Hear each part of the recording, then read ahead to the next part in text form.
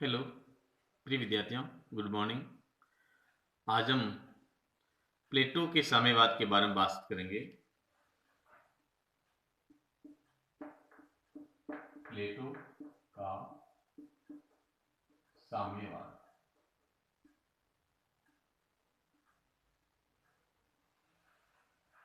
प्लेटो के जो साम्यवाद हैं, ये एक नवीन सामाजिक व्यवस्था के बारे में प्लेटो ने इस प्रकार का एक उस समय यूनान के नगर राज्यों में एक व्यवस्था दी थी।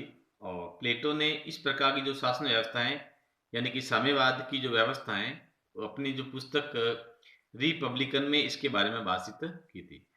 और प्लेटो ने कहा कि एक आदर्श जो राज्य होगा वो किस प्रकार से एक न्यायपूर्ण राज्य होगा और उस राज्य में किस प्रकार की एक व्यवस्था होगी। प्लेटो ने जो राज्य में जो 3 प्रकार के वर्गों के बारे में बातचीत की थी। एक तो जो वर्ग था, एक था उत्पादक वर्ग, और दूसरा था सैनिक वर्ग, और तीसरा था शासक वर्ग।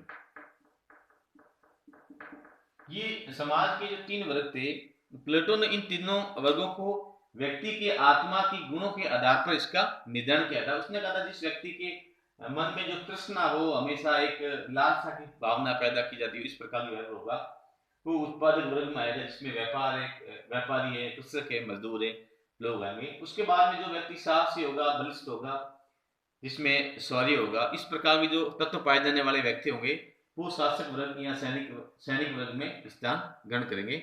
उसके बाद में जो व्यक्ति मानसिक रूप से बुद्धिमान होगा, तर्क एवं विज्ञान के बारे में जानकारी होगा, उस प्रकार का जो व्यक्ति होगा वो शासक वर्ग में करेगा। तो प्लेटो ने ये जो दोनों वर्ग हैं, इस दोनों वर्ग को संरक्षक राज्य का संरक्षक या अभिभावक वर्ग के रूप में इंगित किया था। उसने कहा कि सैनिक वर्ग और शासक वर्ग है वो राज्य के लिए अभिभावक वर्ग है या संरक्षक वर्ग होगा। और ये जो संरक्षक वर्ग होगा ये बाहरी आकर्षण एवं सांसारिक जो दुर्बलताएं होगी इन्हें दूर रहेगा, और जिससे कि वो निष्पक्ष एवं एक त्याग की भावना से राज्य में कार्य कर सके। तो इस प्रकार से प्लेटो ने अपने जो साम्यवाद दिया था, ये एक प्रकार से नवीन सामाजिकवाद की उस समय उन्होंने नवीन सामाजिक व्यवस्था के बारे में एक प्रारूप पेश किया था। और साम्यवाद पर प्लेटो के ऊपर एक ऐतिहासिक प्रभाव रहा था, क्योंकि प्लेटो ने जिस नगर राज्य में था, स्पार्टा नगर था, स्पार्टा का जो नगर था, स्पार्टा के नगर राज्य की प्लेटो ने वहां की शिक्षण व्यवस्थाओं के बारे में, वहां की सामाजिक व्यवस्था एवं वहां की राज्य के बारे में जब उसने अध्ययन किया था, तो उसने देखा कि यूनान के इस राज्य में इस प्रकार के जो साम्यवाद है वो साम्यवाद के तत्व विद्यमान थे। और प्लेटो ने यहां से ही इसका जो प्रभाव प्लेटो के साम्यवाद पर पड़ा था। तो इस प्रकार से प्लेटो के जो साम्यवाद है, इस साम्यवाद का जो प्रमुख आधार है, प्लेटो ने ये भी एक आधार बताने का प्रयास किया है कि जो साम्यवाद है, मैं राज्य में क्यों इस प्रकार के साम्यवाद की पैरवी करता हूं। इसके पीछे उन्होंने प्लेटो ने कुछ एक अपने आधार प्रस्तुत किए थे, जिसमें पहला आधार क्या था, मनोवैज्ञानिक आधार। मनोवैज्ञानिक आधार। प्लेटो ने कहा था कि जो आदर्श राज्य में जो साम्यवाद की मैं जिस प्रकार से परिकल्पना कर रहा हूं, उसके पीछे एक मनोवैज्ञानिक आधार भी है।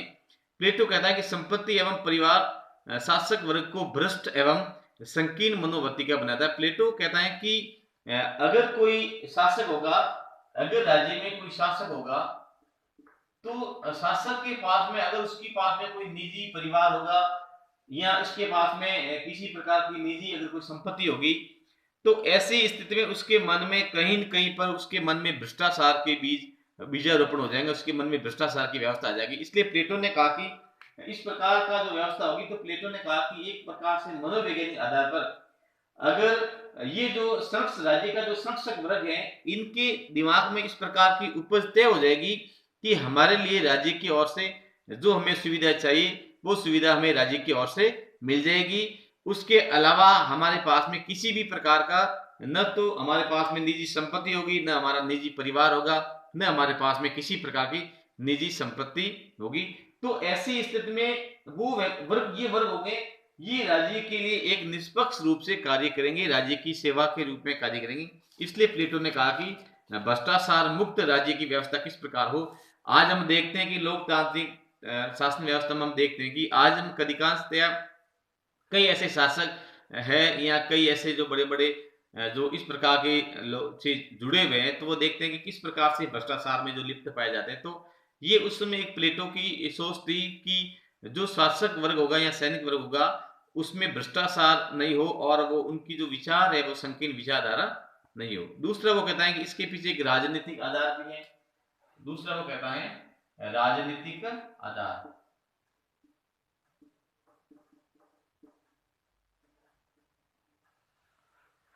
राजनीतिक आधार पर प्लेटो समझाने का प्रयास कर रहे हैं कि राजनीतिक एवं आर्थिक शक्तियां अगर एक ही हाथों में केंद्रित होगी तो इस प्रकार से शासन में भ्रष्टाचार उत्पन्न होने की संभावना रहती है। इसलिए प्लेटो चाहता है कि शासन में किसी प्रकार का एक परिवारवाद नहीं हो। पहली बात वो कहता था कि जो शासक वर्ग है, एक तो इसमें परिवारवाद नहीं हो, एक ही परिवार के जो लोग हैं वो लगातार या क्रमंतर किसी प्रकार की शासन व्यवस्था का हिस्सा नहीं बने। उन्होंने कहा था कि तो इस प्रकार उन्होंने कहा था कि राज्य की जो आर्थिक एवं राजनीतिक जो शक्तियां हैं, जो पावर हैं, वो एक ही हाथ में केंद्रित नहीं होनी चाहिए, अलग अलग हाथों में केंद्रित होनी चाहिए। तो इस प्रकार से जो शासक वर्ग है उसके पास में केवल और केवल राजनीतिक शक्तियां होगी और उत्पादक वर्ग है आर्थिक जो राज्य की जो आर्थिक शक्तियां होगी वो शक्तियां केवल उत्पादक वर्ग के पास में होगा। इस प्रकार से अलग अलग जब शक्तियां होगी तो ऐसी स्थिति में राज्य निष्पक्ष रूप से शासन कर सकता है। तीसरा इसने जो आधार दिया था वो था दार्शनिक आधार। तीसरा था दार्शनिक आधार। प्लेटो ने कहा कि जो साम्यवाद की जो व्यवस्था है वो साम्यवाद की व्यवस्था उस पर उसने दार्शनिक आधार भी दिया था। वो कहता है कि उसने एक विशेष कार्य का सिद्धांत दिया था। विशेष कार्य के सिद्धांत का तात्पर्य होता था प्लेटो ने राज्य के जो वर्ग थे तीनों वर्गों को अलग अलग उनकी आत्मा के जो गुण है के आधार पर विभाजन किया था और प्लेटो ने कहा था कि सभी व्यक्ति अपने अपने कर्तव्यों का पालन करेंगे, कोई भी व्यक्ति दूसरों के कार्यों में हस्तक्षेप नहीं करेगा। तो इस प्रकार से प्लेटो ने ये जो सिद्धांत दिया था जिसे विशेष कार्य का सिद्धांत के नाम से जाना जाता है। फिर प्लेटो आगे कहता है कि कोई भी तत्व उनके कर्तव्यों में बाधा उत्पन्न नहीं करेंगे, यानी कि जब उत्पादक वर्ग का जो कार्य होगा वो केवल उत्पादक वर्ग ही करेगा, इसमें जो शासक वर्ग है या सैनिक वर्ग है उसमें किसी प्रकार का हस्तक्षेप नहीं करेगा। दूसरी बात है जो सैनिक वर्ग है राज्य की सुरक्षा किस प्रकार से करनी है, किस प्रकार से सेना का गठन होगा, किस प्रकार से नियंत्रण होगा, किस प्रकार से शत्रु राज्य के साथ में आक्रमण किया जाएगा, उसकी किस प्रकार से व्यूह रचना बनाई जाएगी, तो ये केवल सैनिक का ही कर्तव्य होगा। उसके बाद में राज्य में किस प्रकार की राजनीतिक या प्रशासनिक व्यवस्था स्थापित की जाएगी, ये जो कार्य है वो केवल शासक वर्ग ही करेगा। तो इस प्रकार से प्लेटो कहता है कि कोई भी व्यक्ति किसी दूसरे व्यक्ति या दूसरे वर्ग के कर्तव्यों में बाधा उत्पन्न नहीं करेगा। उस प्रकार आगे वो कहता है कि जैसे ईश्वर में भक्ति करने वाला कोई व्यक्ति है या साधक है या सन्यासी है तो उन लोगों को भी अपना घर परिवार बच्चे पत्नी और संपत्ति या सांसारिक मोह माया से दूर रहना चाहिए। प्लेटो कहता है कि अगर कोई राज्य में सन्यासी है, अगर राज्य में सन्यासी है तो वो कहता है कि सन्यासी का जो जीवन है वो तभी सफल हो सकता है जब एक सन्यासी अपने परिवार को छोड़ लेता है, अपने पत्नी बच्चों या अपने घर की संपत्ति या सांसारिक जो भी मोह माया है इन सभी को त्याग कर अगर वो ईश्वर की भक्ति में लगता है तभी जाकर के उसकी भक्ति संपन्न होती है। अन्यथा अगर वो परिवार में रहता है, उनके मन में अपने बीबी परिवार बच्चे का लालच रहता है तो ऐसी स्थिति में वो अपनी भक्ति वो नहीं कर सकता है। इसलिए प्लेटो ने जो साम्यवाद की जो व्यवस्था थी, इस साम्यवाद की व्यवस्था की जो महत्वपूर्ण तीन आधार बनाए थे, मनोवैज्ञानिक आधार, राजनीतिक आधार और तीसरा है दार्शनिक आधार। तो इस प्रकार से प्लेटो की जो साम्यवाद की जो व्याख्या है, प्लेटो ने साम्यवाद की व्याख्या दो प्रकार से की है। एक तो किया है संपत्ति का साम्यवाद और दूसरा किया परिवार या स्त्रियों का साम्यवाद। इस प्रकार से प्लेटो है वो साम्यवाद को दो प्रकार के रूप में लेता है। पहली बात प्लेटो कहता है कि संपत्ति का साम्यवाद, यानी प्लेटो कहता है कि संपत्ति है राज्य के जो ये जो संरक्षक वर्ग है, संरक्षक वर्ग संपत्ति से हमेशा दूर रहेंगे, तो उसके वर्ग उन्होंने कहा कि संपत्ति का साम्यवाद। पहला है संपत्ति का साम्यवाद और दूसरा है स्त्री या परिवार का साम्यवाद। परिवार का साम्यवाद। दो प्रकार के साम्यवाद के बारे में प्लेटो वर्णन करता है।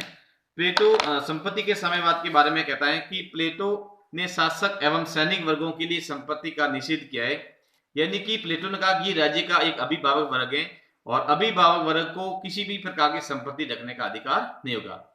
संपत्ति एक आकर्षण है जो व्यक्ति के पद को विचलित करती है। वो कहता है कि संपत्ति की एक ऐसा व्यक्ति के अंदर भ्रम पैदा हो जाता है या व्यक्ति उनके प्रति आकर्षित हो जाता है। ऐसी स्थिति में वो अपने पद से विचलित हो सकता है, पद का दुरुपयोग भी कर सकता है। संपत्ति पर शासकों का व्यक्तिगत स्वामित्व समाप्त हो जिससे कि उसके मन एवं मस्तिष्क में संपत्ति के प्रति मोह मिटाया जा सके। यानी कि जो शासक वर्ग हैं उसके मन में किसी भी प्रकार की व्यक्तिगत संपत्ति है उनके भाव समाप्त की जाए जिससे कि उसके मस्तिष्क में इस प्रकार का मोह नहीं हो।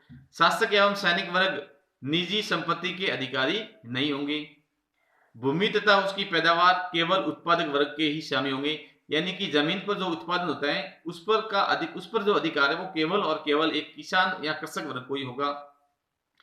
अभिभावक वर्ग के पास में निजी घर भी नहीं होने चाहिए। यानी कि राज्य के द्वारा ही उसे आवास की सुविधा उपलब्ध करवाई जाएगी। अभिभावक वर्ग खुले एवं सार्वजनिक शिविरों में आवास करेंगे जो राज्य के द्वारा संचालित किए जाएंगे। सोना तथा चांदी आत्मा के भीतर हो। वो प्लेटो कहता है कि जो सोना और चांदी होता है वो व्यक्ति के आत्मा के भीतर हो जबकि बाहरी आभूषण के रूप में उसकी शोभा नहीं दो, उनसे शासक वर्ग दूर है। आर्थिक एवं राजनीतिक दल इस प्रकार की शक्तियां प्रभुता शासक को भ्रष्ट करती हैं। आर्थिक क्रिया में लगे व्यक्ति उत्पादक वर्ग राजनीतिक शक्ति में भाग न ले और जो राजनीतिक सत्ता के स्वामी हो वे आर्थिक हित में भाग नहीं लो। यानी कि कार्य विशेषीकरण का वो प्रभाव प्लेटो यहाँ बताता है कि जो व्यक्ति उत्पादक वर्ग में लगे हुए हैं तो वो आर्थिक क्रियाओं में संलग्न व्यक्ति राजनीतिक कार्य में भागीदारिता न निभाए और राजनीतिक कार्य में भागीदारी निभाने वाला व्यक्ति है वो आर्थिक क्रिया में भागीदारी नहीं निभाए। राजनीतिक पदों के लिए योग्यता साहस एवं बुद्धि हो न कि संपत्ति हो। यानी कि राजनीति में जो प्रवेश करने वाले व्यक्ति हैं यानी कि शासक वर्ग में प्रवेश करने वाले व्यक्ति हैं उसके पास में साहस और बुद्धि हो न कि संपत्ति हो। निजी संपत्ति का विनाश करना जिससे कि सरकारी पदों पर लोग गुण एवं योग्यता सामने सख्ती से न हो। यानी कि वो कहता है कि निजी संपत्ति का विनाश करना चाहिए जिससे कि सरकारी पदों पर लोग गुण एवं योग्यता से आगे आए न कि शक्ति के बल पर आगे आए। तो इस प्रकार से प्लेटो की जो साम्यवाद है इन्होंने साम्यवाद को दो भागों में बांटा है। एक तो संपत्ति का साम्यवाद और दूसरा है परिवार या स्त्रियों का साम्यवाद। तो कल के यूट्यूब वीडियो में हम लोग प्लेटो की जो दूसरा जो परिवार या स्त्रियों का साम्यवाद है इसके बारे में भी बातचीत करेंगे और उसके बाद में उसकी जो आलोचना किस आधार पर की थी उसके बारे में भी बात करेंगे। ये टॉपिक एग्जाम की दृष्टि से भी बहुत महत्वपूर्ण है और कई बार एग्जाम में पूछे जाते हैं, इसलिए विद्यार्थी इसको जरूर देखें। धन्यवाद।